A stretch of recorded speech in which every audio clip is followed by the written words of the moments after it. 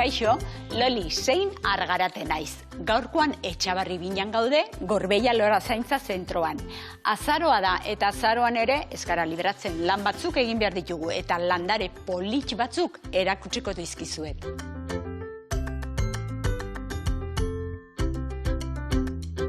Bueno, azaroan sartu gara eta azaroan ere baratzako lanak baditu egin beharrak. Gaurkoan zer?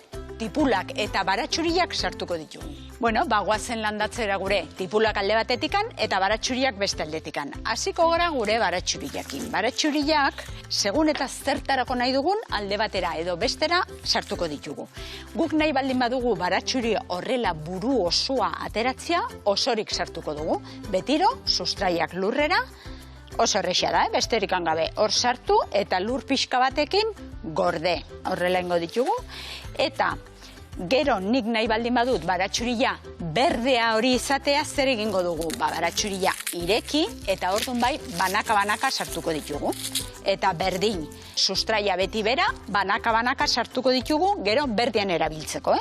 Hau oso politia da eta oso lan errexea da, baina zuek ez dakit gure etxian baratxuria eta tipula erabiltzen dugu pila bat. Joseba, zuk ere bai pentsatzen dut. Gordeko ditugu eta hau alde batetik listo. Orain, tipul gorriakin berdin hartuko dugu tipula, ireki eta begira. Ikusten, tipul batzuk hartu ditugu eta hauek baratxuria bezala, sustraiak beti bera. Sartuko dugu eta bi bihatz dire, gutxi gora bera, horrela, berdin oso errexea da. Sartu eta pixkat gorde lurrakin, eta gero zer, betiko kontua. Ze falta da hemen, ongarri pixka bat gainetikan, besterikan gabe, eta ureztatu. Horrela ze izango dugu, tipula eta baratxuria etxerako goxuak, onak, garbilak, guriak dire, eta badakigu zer jaten ari garen.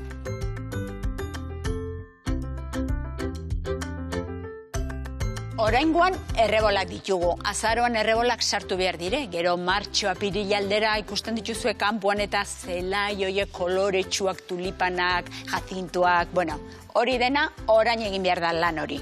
Orduan, badaude landatzeko bi mota. Alde batetik izan liteke uretan, begira nik lan hau aurreratu dut, olain dela 3 aste edo sartu nituen, eta begira ze politiak heldu diren. Kasu hontan jazintuak dire.